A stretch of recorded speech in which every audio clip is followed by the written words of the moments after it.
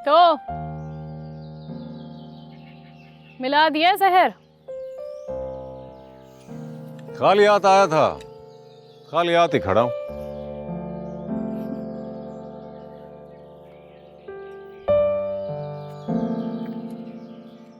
वैसे क्या बात है आपकी, बड़े बड़े फैसले करने लगे। कफारा भी तो बड़ा अदा करना है रोही जी। किसी को इस तरह करते जो नहीं सुना। और फिर आप ठहरे कारोबारी आदमी। हर काम नफा नुकसान के लिए नहीं होता रोही जी। कुछ काम दिल कहता है कि करो, और जो काम दिल कहता है उसकी गिनती नहीं करते हम। हमें तो पहली दफा एहसास हुआ है कि हम कुदरत के खिलाफ खड़े हैं, किसी दुश्मन की तरह जंग लड़ रहे हैं उसके साथ। इसीलिए तो शायद जितना आगे जाना चाहते हैं उतना ही पीछे जा रहे हैं हम। मैं ना कहती थी करती थी साहब आपसे, ये जो कायनात है ना, इसका जरा जरा में एक आवाज है, और उसके साथ आवाज मिलानी पड़ती है। नहीं तो सिवाय शोर के कुछ नहीं रह जाता जिंदगी में। इस जमीन से तो मैं हमेशा जुड़ा था रोही जी, लेकिन इसकी पुकार अब सुनी है। अब सुनी लिए तो उसको भूलेगा नहीं। वैसे भी इस आवाज के साथ ही तो ये कायनात जुड़ी है।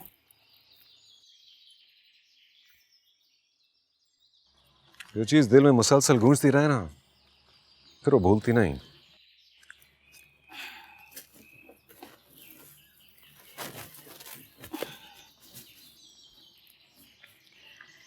खुशी हुई बात सुन के कि हमारी इस सोच में कोई अब हमारा साथी भी है। तो इसका मतलब तो ये हुआ रोही जी कि अब आप तन्हा नहीं रही। तन्हा तो कभी खुद को समझा ही नहीं। ये जो रोही है ना, इसका जरा जरा हमारा साथी है।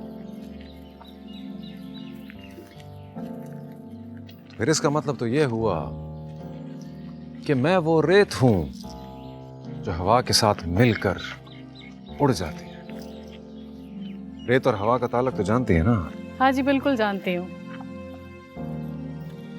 लेकिन आपको भी ये बात जानना बड़ा ज़रूरी है कि ये ताल्लुक निभाना बड़ा मुश्किल है। अब तो जो मर्जी कीमत अदा करनी पड़े, जो भी रुकावटें आए, ये काम तो होकर रहेंगे।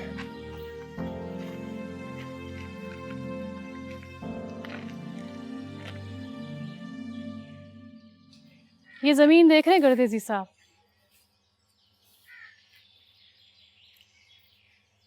जब ये नाराज हो जाती है ना,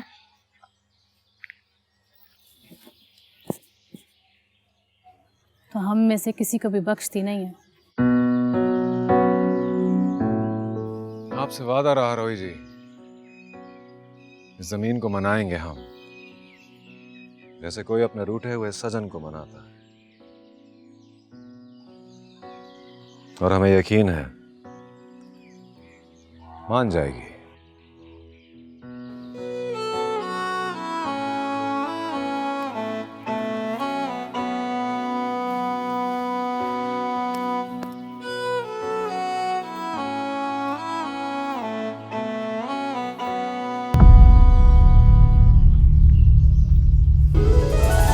इश्क दे सांसों भेस भेद अवलड़े रूप रंगी